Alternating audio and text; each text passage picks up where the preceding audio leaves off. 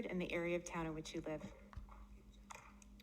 My name is Shirley Nelson, and I want to first of all say that I'm pleased that one of my representatives deemed it, I don't know, appropriate that he might come and look us all straight in the face this night, Mr. Rivera. However, my testimony, I really can't have confidence that you're listening or you care about what I have to say. Your office, whoever is in your office, I have sent numerous emails, left voice messages over the last 2 months, and not just on the COVID issue, but other issues regarding the city. And I have never, to this date, received a response. Also, Ms. Zalatel, thank you for not being here to represent me tonight. I find it very unsettling that I can come here to represent myself and you don't feel the need to come here and represent me. And now let's talk about COVID. You know that virus that's just a cold. I know you've all heard the 98, all the statistics that apply to it. And Mr. Dunbar, could you please pay attention? Thank you. Yeah. And I've watched this whole clown show over the days, and I'm just totally amazed at how the representatives on this dais have such little disregard for their constituents. Yes. I'm just amazed. I'm just flabbergasted. I'm floored that none of you seem to really care. You've all got your own little agendas that you're pushing, but you don't care about the rest of the constituents, the whole city. We're all affected by this. One of the main things, and I know you guys haven't, now that we don't have a mask, but oh wait, we have to follow the lower 48, I am not able to go to my husband's chemotherapy treatments. I'm not allowed in the room, even with a mask. So if you pass this ordinance, it's only going to get worse. You have pitted the entire city against each other. And under division by everyone, nothing good happens or comes of it. I'm not going to tell on my neighbor, and maybe my neighbor wants to tell on me. That's fine. I don't really care. But that's their choice, and I get to make my choices because I am a United States citizen, and I follow the Constitution, and I have the freedom. And Ms. Allard, I have 6 seconds. Ask me a question because they said you couldn't, outside of the 3 minutes. Thank you for your testimony. Thank you for your testimony. Oh. Thank you for your testimony. I'm gonna say something, and I'm saying it really loud. Ma'am, it doesn't work that way. I still do not understand Everyone how you has. have. Ma'am, you are warned. This is a warning. You need to.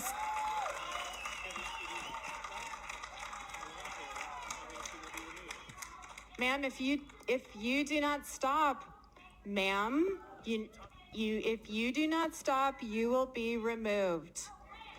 You need to step away from the podium. You have been warned. Please step away from the podium. Okay.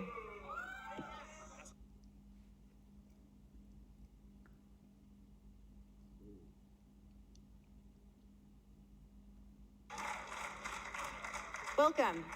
Please state your name for the record and the area of town in which you live. Thank you. Oh, make sure that's on. Thank you, Mr. Haberman. My name is Christine Google, and I live in the Peters Creek, Chugiak area.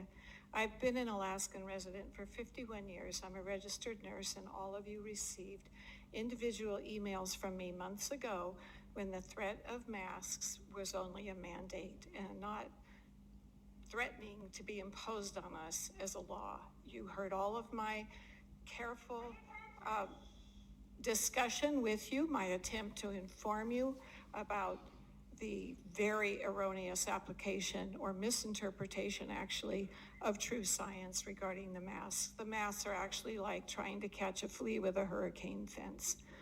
COVID is too small, and I'm sure you've heard those things. But I'm wanting to be here to respond to all three of the ordinances because I see that there is a thread woven through them. They are all connected, and 92 may even prove to be more dangerous than 91. Madam Chair, point of information. This nation, I want to start with this. I need to pause your testimony. A member has raised a point of information. Ms. Allard, Yes. What is your procedural question? My procedural question is if we have other items that can be testified on at later dates, individuals can pause that and testify on those at different time than all at once. Is that correct?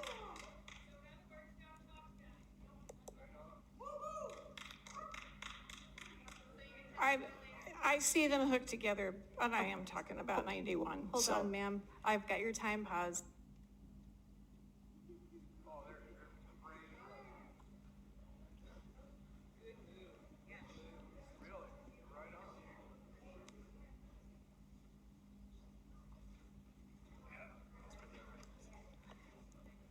Ms. Allard, if I understand your question correctly, while I have asked folks or suggested that it's most helpful to assembly members when they speak directly to the ordinance,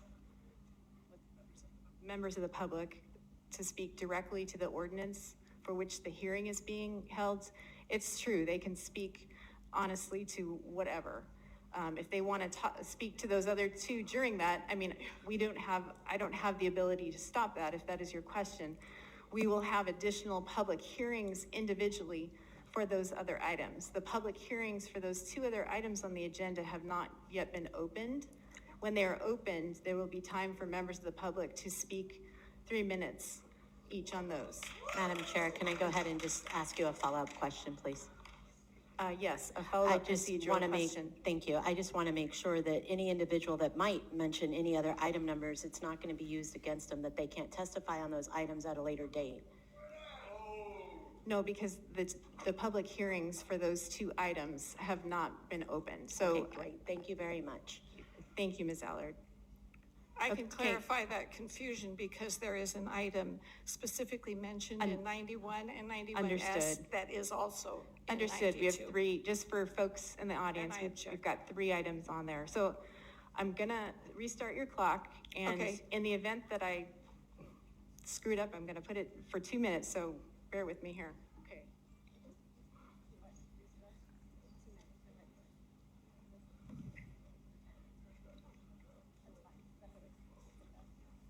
Okay, go ahead, ma'am. Okay. This nation, actually in a U.S. Supreme Court 1964 case, New York Times versus Sullivan, constitutional case law states, the U.S. Supreme Court stated this, and I quote, "This nation is founded on the profound national commitment to the principle that debate on public issues shall be uninhibited, robust, and wide open, and that it may well include vehement, caustic, and sometimes unpleasantly sharp attacks on government and public officials," end quote. This is constitutional case law that still stands, and by the ordinance parenthetically emphasized in the amendments to be orders, you would be violating this constitutional court precedent. You have included tucked inside seemingly pallid and reasonable sounding verbiage in 91, and I would say it's in the others as well. Ordinances that would allow you as an assembly to completely deny future public protest about measures such as these you know want to pass. Deny the right of access to the premises, and that's the one that's in 91, that we taxpayers pay for, and constrict the legal and governmentally defined authority of the mayor to effect his elected role of protecting us as his citizens. Further, Ordinance 91 creates enemies out of neighbors and enemies out of employers. We all have the First Amendment right to protest and have our protestations heard when we in numbers disagree with the opinions and efforts of this or any future assembly. Thank you for your testimony. Welcome, sir.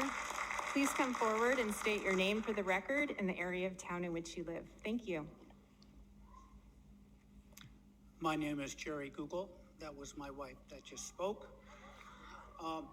I've never used the race card, but for the record, I just want this assembly to know that my mom is a about 5-foot Aleut lady from Kodiak, actually a village called Uzinki. Anyway, I'm a commercial fisherman, and as far as what's going on in our world today, as a fisherman, I'm not sure you guys are aware, but the Coast Guard for a moment was going to pass a mandate there that every one of us on the boat had to be wearing a mask all the time. And if you can imagine in Bristol Bay where you're working in approximately a 10 by 10 box, that would be pretty unreasonable. To have a Coast Guardman come alongside and say, "We got to cite you. You're not in compliance." I want to quickly mention that I hope most of you are aware of what's been happening in Australia. How horrid to think that 2 people sunning themselves on the beach be carried away in handcuffs. That's where this thing's going. Now, what I want to share, though, is this is where I really want to go. As this has been going on, Madam, I acknowledge you. I should have started that way. But anyway, as this has been going on, one of the things I've done is, for instance, Fred Meyer. I walk through Fred Meyer and I'll look and I'll see somebody without a mask. And I'll scoot up alongside and I'll say, "Hey, you're not wearing a mask." Most of the time they'll be defensive for a moment. I say, no, I'm not wearing a mask either. But you know what would come of it is I would then ask another question. Are you a Christian? You know what? What I found is most of those people that weren't wearing a mask, many of them weren't Christians. I believe that God that established our Constitution with our founding fathers, I believe that same God is speaking to us. He's speaking to us. And I just want to testify before this group right now that, hey, this issue isn't about the masks. It's not about the mask. This is a question between good and evil. This is an issue. This is an issue between demonic and freedom and life given to us by our founding father. Thank you for your testimony. Welcome. Please state your name for the record.